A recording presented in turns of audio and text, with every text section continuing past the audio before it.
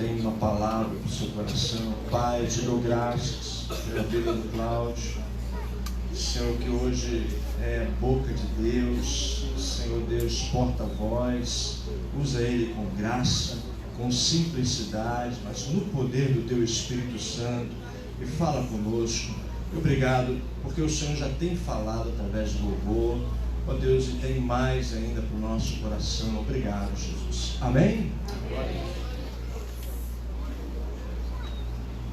Meus queridos, a paz do Senhor Jesus, uma boa noite, uma noite abençoada para você, para a sua família.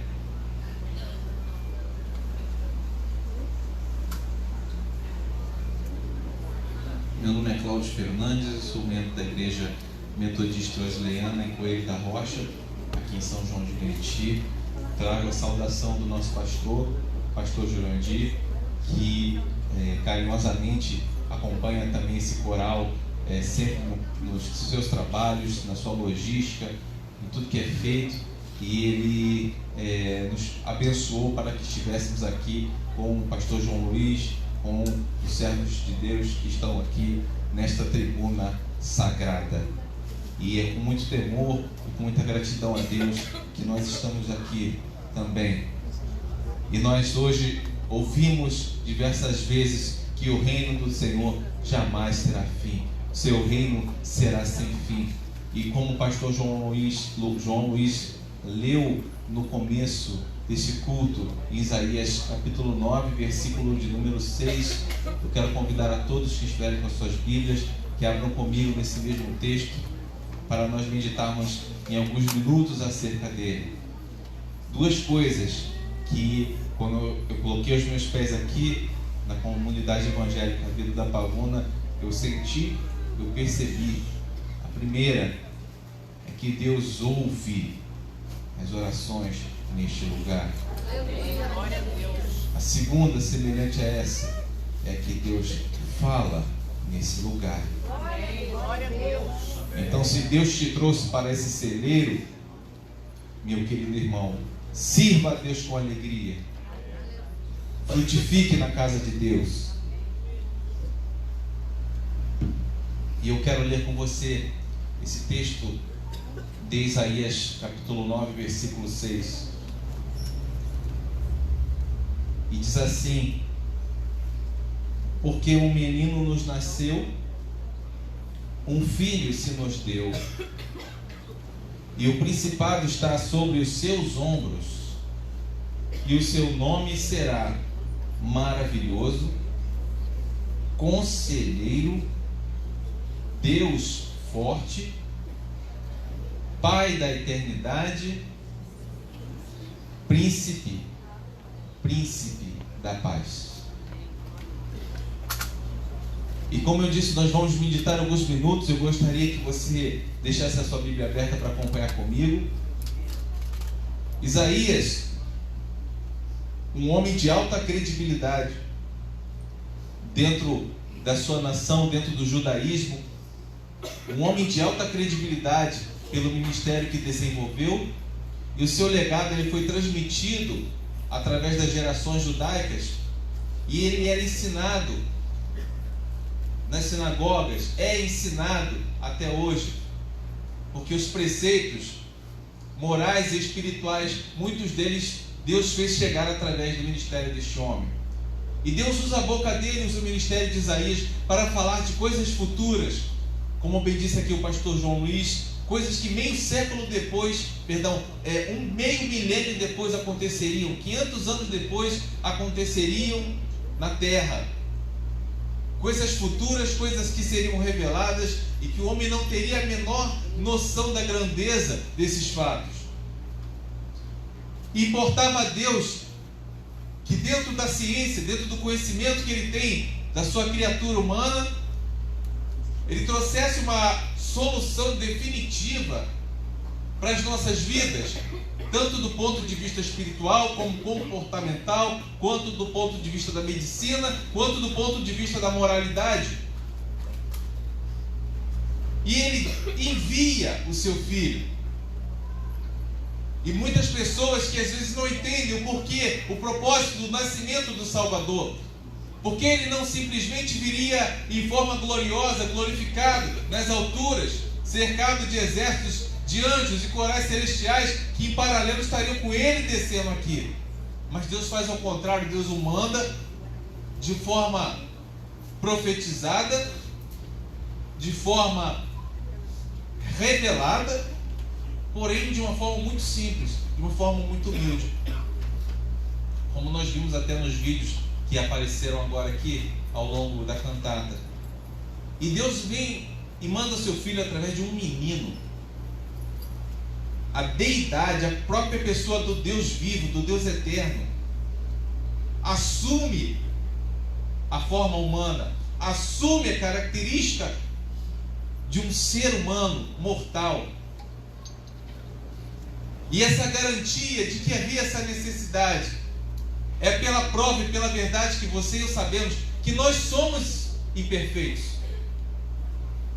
E assim como através da natureza humana, a imperfeição, o pecado, a mentira, o mal, a destruição, a desgraça entrou através da natureza humana. Deus prova nesse momento, trazendo o seu Filho, que pela mesma natureza humana, porém glorificada com o seu Filho, por ela também, Deus iria glorificar o seu nome.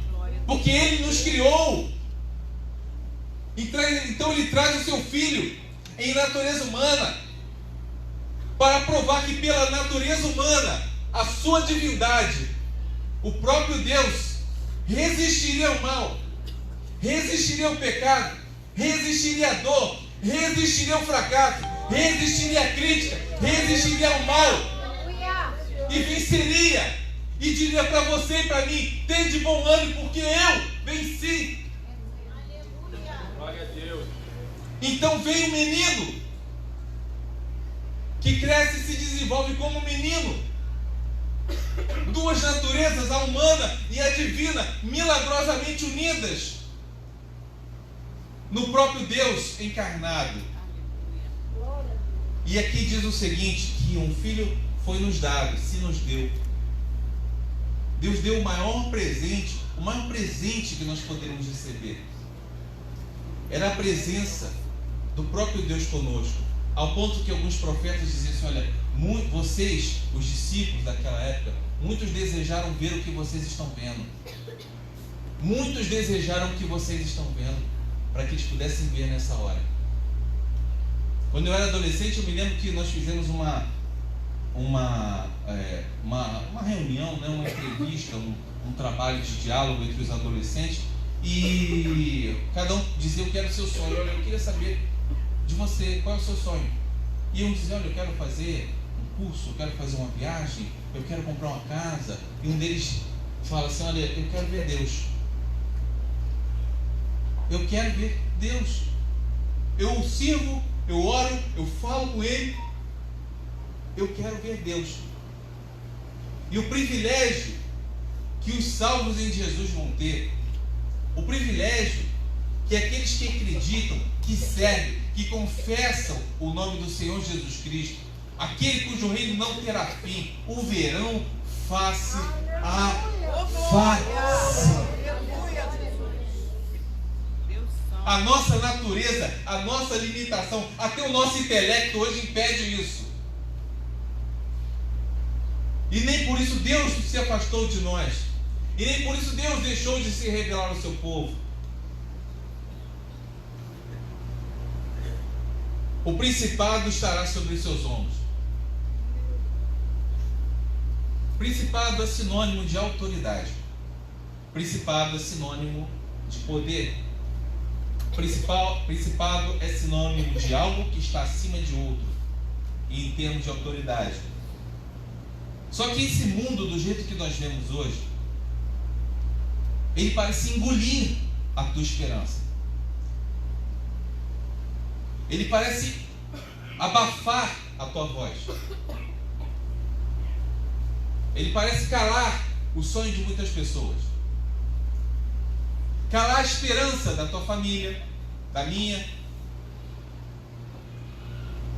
Seja de que forma for, seja através da política, da ciência, da medicina, da televisão, do rádio, da internet, das redes sociais. Tudo que você vê e ouve hoje, a desconstrução dos valores, a desconstrução de sonhos, a desconstrução daquilo que é salutar, daquilo que é bom para o homem.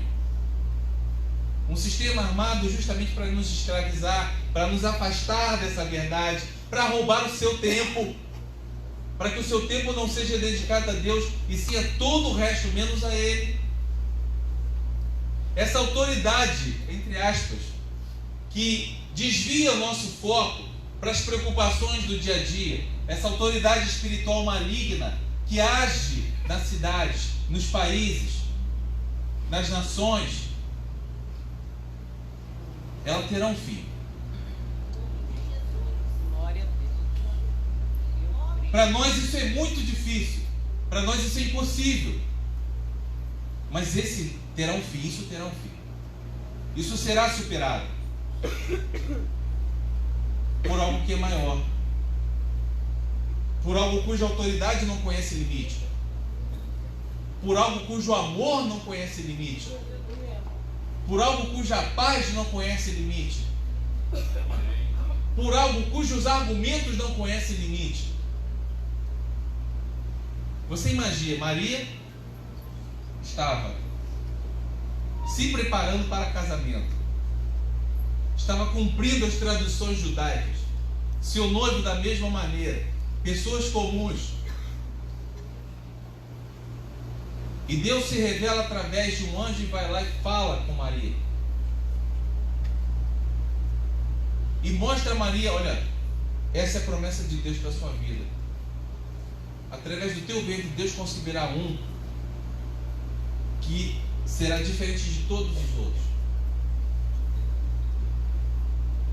E o mais interessante é que, diante do sobrenatural, diante de não saber exatamente qual seria o futuro exatamente, ela se põe à disposição de Deus.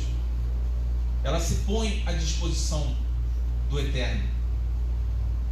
E é por isso que o seu nome está eternizado na história. Pela sua obediência, não pelo seu status. E é a mesma coisa que vai acontecer com você.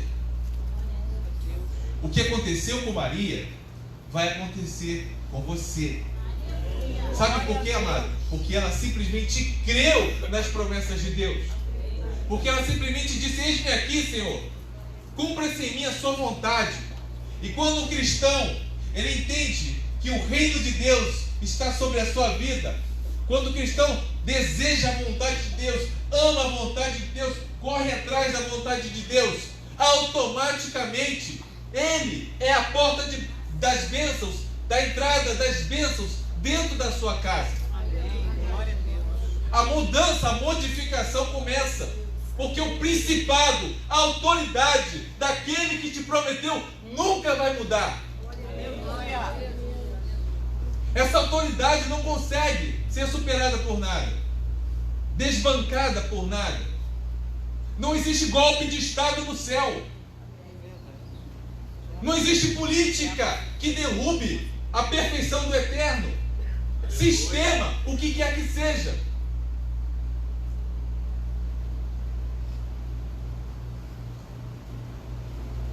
Maravilhoso. Eu tinha um ex-diretor meu que dizia o seguinte: olha, cuidado, Cláudio, que o inimigo do bom é o ótimo. Ele sempre disse: cuidado, que o inimigo do bom é o ótimo. E são palavras de certo grau de adjetivos, não é? São adjetivos graduados, né? Bom, ótimo, e aí Deus chama a vinda do seu filho de maravilhoso. Coloca a pessoa dele como maravilhoso. Maravilhoso é aquilo que está acima da normalidade. Maravilhoso é aquilo que está acima das expectativas. Maravilhoso é aquilo que te surpreende. É por isso que quando Deus conhece os nossos corações, os nossos pensamentos, é por isso que quando Deus diz que não cai uma folha da árvore sem que seja a vontade dele, é por isso que quando Deus transforma às vezes o inferno que uma pessoa está vivendo na solução instantânea do problema que ele vive. É assim como Deus às vezes faz, transformando um deserto num oásis, ou até às vezes para nos testar no oásis no deserto. Ele continua sendo maravilhoso. Maravilhoso. Aquele que ora, que busca Deus, preste atenção nisso. Você acha mesmo que nesse momento, nesse culto, aqui na igreja, na comunidade evangélica, dentro da Pavona, você acredita mesmo que esse culto está sendo feito só por homens? Por mulheres? Você acredita mesmo que só tem pessoas de carne e osso nesse lugar? Os anjos adoram conosco. Os anjos descem, sobem, descem, sobem, descem, sobem, sobem, descem sobre esse lugar. Seus olhos não veem, suas orações, sim, elas são escutadas. Seus clamores, seus suspiros, até um suspiro Deus entende. Suas ansiedades, seus desejos, suas tristezas, suas frustrações, tudo está diante de Deus. Você é transparente para Deus. Esse culto não é só feito por homens, por mulheres. Os anjos de Deus descem e sobem sobre esse tabernáculo, naquela porta. Quando eu era criança, minha avó dizia assim: olha, cuidado, tem um anjo do teu lado anotando tudo que você está falando. Ela estava certa. Está vendo como é que a nossa visão é limitada? Aleluia. Conselheiro. Geralmente, o líder de uma nação ele possui um conselho. As corporações militares possuem seus conselhos. As instituições, as corporações possuem seus conselhos. Tanto é que na cultura oriental, como acontece? A nossa cultura é que assim, a pessoa se aposenta, não é? E vai viver a sua vida, vai curtir os seus netos, vai passear, vai viajar, vai descansar um pouco, às vezes volta a trabalhar de vez em quando. Só que na cultura oriental acontece da seguinte maneira: por mais antigo que um pai, um patriarca, uma matriarca seja, isso acontece muito aqui no Brasil, quando ele chega na casa, quem manda é ele. Quando ele chega na empresa, quem manda é ele. Você pode ter um CEO, um presidente, um diretor, a pessoa que toma conta da empresa. Mas quando o ancião chega, quem cuida, quem aconselha é o mais velho. E existem grandes empresas que nasceram no mundo dessa forma. Os seus anciãos não vão para casa se aposentar. Eles ficam nos jardins, eles ficam dentro da empresa, da fábrica. E certa vez uma pessoa que eu conheci fez uma viagem até o Japão, e quando ele chegou lá ele percebeu que havia uma área com jardins, com camas, com televisão, com o que tivesse à disposição. E só havia anciãos naquela área. E ele curiosamente pergunta: olha, para que esse bando de gente aí? Manda esse povo para casa. O que eles estão fazendo aqui? Podiam estar viajando, passeando, descansando, indo ao cinema, indo ao shopping. E alguém lá do local responde assim: não, nós não podemos abrir mão dos conselhos deles. Esses são os mais experientes. Quando nós temos algum problema, quando o nosso presidente não sabe o que fazer, vai até eles para pedir conselho. Vá a Deus para pedir conselho. Peça o conselho de Deus. Peça a Deus: Senhor, assume o controle da minha vida. Senhor, me aconselha, eu não sei o que fazer. Senhor, no teu reino, eu ouvi que o teu reino jamais terá fim. Isso significa que o Senhor está capacitado, o Senhor está preparado para me dar os conselhos que eu preciso. Fala comigo, Senhor. Me orienta, Senhor, eu não sei. Eu não sei como fazer, eu não sei como proceder. Eu não sei como agir. Eu não sei como agir. Deus forte. A deidade, o aspecto da deidade, da divindade, é uma coisa um pouco desgastada no nosso tempo. Por quê? Porque para algumas pessoas, se aquele indivíduo, aquela pessoa é uma pessoa muito boa, ela merece um status em relação a todos os demais. E aí entram questões como, por exemplo, a canonização, a beatificação, coisas que Deus nunca aprovou na sua vida, coisas que Deus nunca aprovou, nunca autorizou o homem a fazer. E Deus, ele está na sua posição, toma as dores do homem, assume para si a responsabilidade de estar no nosso meio, de se submeter às dores que se submeteu, a passar as humilhações que você sabe que não havia o porquê. Isso foi feito por amor. E eu já me convenci que amor não se entende, amor se aceita. Eu não consigo entender, já tentei. E a Bíblia já me dizia há muito tempo que eu não ia conseguir. Amor não se entende, amor se aceita. Ou não. E Ele é Deus forte. Ele é Deus forte. Ele não é qualquer Deus. Ele não é qualquer Deus. Ele é o único Deus.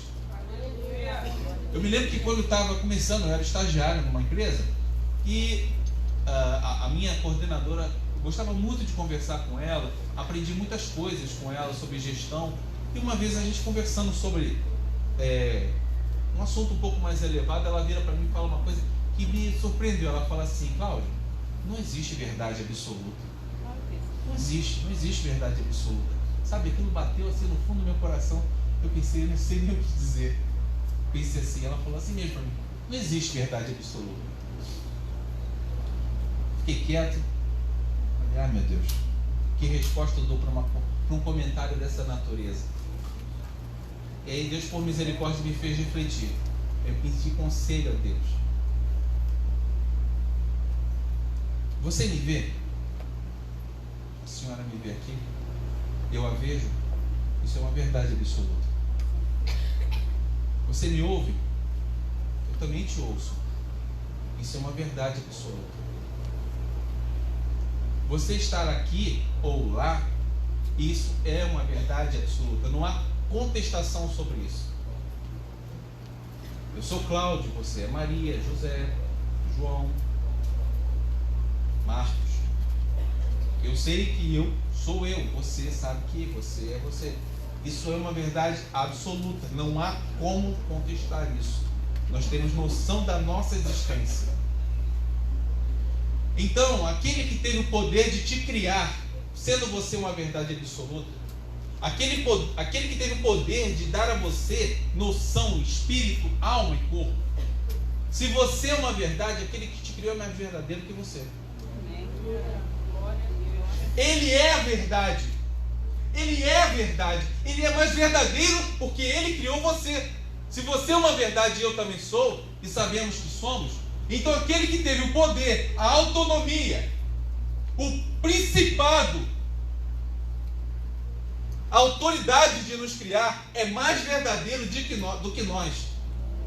Ele é o Senhor. Ele é o Deus forte. E Ele também é o Pai. Ele também é o Pai. De tudo que está na tua compreensão e na minha, e daquilo que também não está. Deus é o Pai. Deus é o Senhor. E Ele é o Pai da eternidade. A eternidade não se consegue explicar a eternidade às vezes humanamente. Poucas pessoas tentaram isso. Cientistas, como Einstein, como um outro anterior a ele chamado Lorentz, e o máximo que eles chegaram foi ao estudo chamado de relatividade. E se prova que o tempo não é contínuo, se prova que as dimensões dos objetos não são contínuas. É uma coisa viajante. Você tem que ter a mente assim aberta. Nada demais de matemática não, tem que ter só a mente aberta. E pior que é real. É verdade. Você pode entrar em qualquer faculdade de física, de engenharia, que você vai ver que relatividade é real. O tempo não é contínuo. O tempo anda devagar, ou lentamente, ou aceleradamente, dependendo do referencial. Cláudio, eu não entendi nada, nem eu. O fato é que Deus é o Pai de tudo que é finito ou infinito. A concepção de tempo está exatamente sob o controle do Deus cujo reino nunca terá fim. Aleluia. Dele é o tempo. Dele é o tempo. Ah, irmão Cláudio, mas as nossas bênçãos, as nossas aspirações, os nossos desejos, quanta coisa eu pedi a Deus ajoelhado nesse altar. Quanta coisa eu pedi a Deus dentro da minha casa.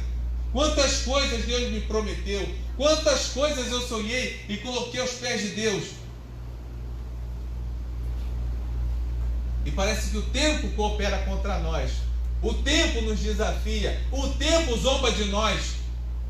E Deus te diz nesta noite: meu é o tempo. Eu sou o Pai. Eu sou o Pai. Eu sou o Pai da eternidade. Glória a Deus. Deus, Ele nunca desampara o fiel. Ele é o príncipe da paz. Amém.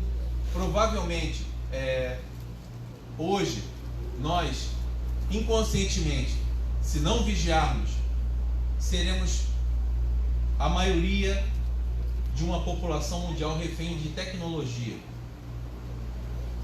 Tecnologia. Vai muito além daquele grupinho de pré-adolescentes que fica no final, no último banco, mensagens de WhatsApp durante o culto, né, pastor? Vai muito além disso. Eu estou falando de escravidão mesmo, de vício de tecnologia. De você ficar mandando WhatsApp para sua mãe, para o seu marido, para o seu filho, dentro de casa. As pessoas não se falam mais. Dentro da empresa, a pessoa está na mesma sala, mas ela não quer mais. Não há um contato físico, não há proximidade. E é exatamente isso que as trevas estão preparando para escravizar muita gente ainda. Essa dependência, esse gostinho da praticidade da vida moderna. E se você procurar saber um pouquinho de escatologia, você vai ver como é que isso vai ser usado no futuro para controle de população, para controle de pessoas. E o que as pessoas precisam hoje é de paz. Investe-se muito, rios de dinheiro em entretenimento, porque esse é o objetivo de Satanás: roubar o nosso tempo, roubar a tua atenção, tirar o teu foco, tirar a sua atenção daquilo que realmente importa. Você ter uma vida abençoada com a sua família, você ter contato com as pessoas e você ter contato com Deus, você falar com Deus, você estar na casa de Deus. E aí, inevitavelmente, isso vai tirando a nossa paz. Sutilmente, isso vai roubando o nosso tempo. Só que Deus, Ele é um Deus de restauração. Deus é um Deus de conserto. Deus é um Deus cujo reino abrangerá todas as nações. Eu não estou falando do futuro, do reino do Messias a esse mundo, não. Eu estou falando do já, da bênção que Deus quer para você agora. A glória que é de ser revelada virá, mas Deus quer que você viva com excelência a sua vida cristã. Deus quer que você seja verdadeiramente a referência que está faltando dentro do local aonde você vive. Jesus Cristo, quando nos presenteou com a sua vinda de uma forma muito sutil, não houve holofotes, mas entenda bem por que a importância de um coral às vezes dentro de uma igreja. Porque a primeira manifestação que anuncia o nascimento de Jesus é um coral celestial. Entendeu o coral Brilho Celeste? Por que vocês são importantes? Glória a Deus. Entendeu por que Deus faz maravilhas? E Deus vai acrescentando pessoas ao coral Brilho Celeste? Você entendeu por que às vezes você está aqui, seu joelho está doendo, e você fala assim: ai, eu estou doido para sentar, eu não aguento mais porque minha perna não aguenta. Isso aí. E o teu galardão, amado, por causa do teu esforço, por causa da tua fidelidade ao Deus Todo-Poderoso, será concedido, está registrado diante de Deus. Todo esforço, toda luta, toda prova, toda privação, todo sacrifício, toda palavra de abençoar, tudo isso está registrado diante de Deus. Aquela pessoa que orou por você para que você se convertesse, aquela oração permaneceu diante do trono de Deus até o dia em que você entrou pela comunidade de vida da Pavuna para se converter, amado. A oração que você faz pelo seu filho, pela sua esposa, estará diante de Deus até o dia que essa promessa se cumprir.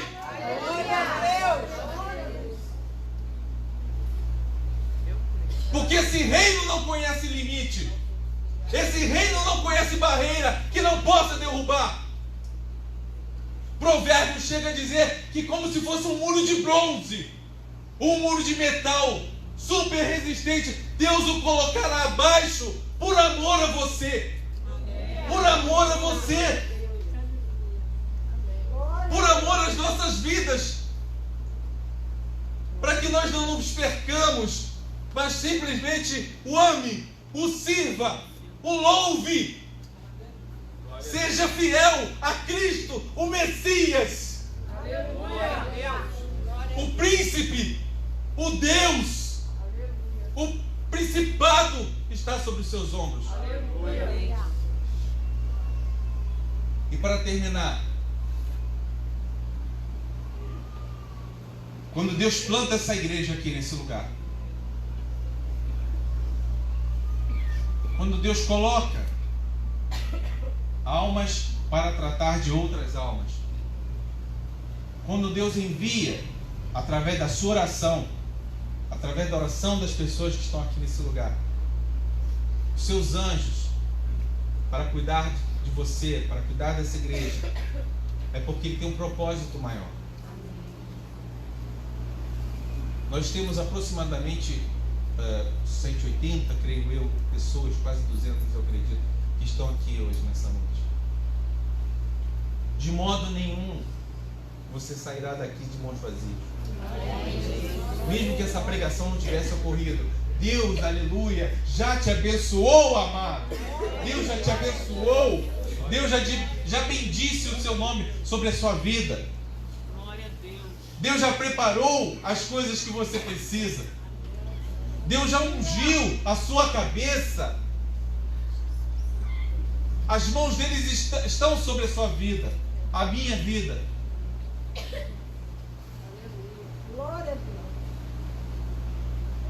Jesus Cristo vem, assume a participação dele na nossa história, na história dessa humanidade, e marca muitas e muitas vidas, muitas e muitas pessoas na sua passagem aqui como homem. E eu confesso que se não fosse a fé, que é um presente de Deus para cada ser humano que tem nessa terra, se não fosse a fé, se não fosse o Espírito Santo de Deus, jamais nós estaríamos aqui. Jamais você quereria no Salvador. Jamais. Então valorize a pregação que sai do púlpito nesta casa de oração. Ame esse lugar. Ame esse Deus. Se envolva com as coisas de Deus. Pague o preço. Não duvide. A Bíblia diz que a dúvida equivale ao pecado de feitiçaria. Sabia disso? A dúvida equivale ao pecado de feitiçaria. Ame esse Deus poderoso. Aprenda dele. Pratique a sua fé. Você vai ver como Deus vai abençoar a sua vida, mais do que já tem abençoado. O Natal é uma época do ano em que, embora não se saiba exatamente a data do nascimento do Senhor, porque existe uma divergência da sazonalidade do hemisfério norte. Então, provavelmente, com certeza, não foi numa época de frio como está agora. No hemisfério norte é frio, no hemisfério sul é quente. E os pastores provavelmente não estariam em local muito frio com as ovelhas. Provavelmente provavelmente não foi numa época de frio. O fato é que, de todo modo, assim como a igreja utiliza os domingos para se reunir em maior número, escolheu-se uma data em que isso fosse lembrado, a data do nascimento do nosso Senhor e Salvador Jesus Cristo. E esse mês em que nós estamos aqui, comemorando, lembrando do seu nascimento, se você ainda não teve experiência com Deus, se você ainda não abraçou de coração, não se envolveu, nós temos famílias aqui de diversos lugares do Rio de Janeiro, e o que nós pregamos é a verdade do Senhor Jesus Cristo, é o seu Evangelho, e nisto consiste o sucesso do Evangelho, a verdade, que Jesus Cristo ele nasceu, que ele veio ao mundo, e esse é o maior presente é ter o próprio Deus conosco, Glória a Deus. é ter a sua vida que foi dada por nós em amor. Nós não podemos e nunca poderemos equiparar, não podemos devolver a Deus o que Ele fez por nós. Como o reino dele não há limite.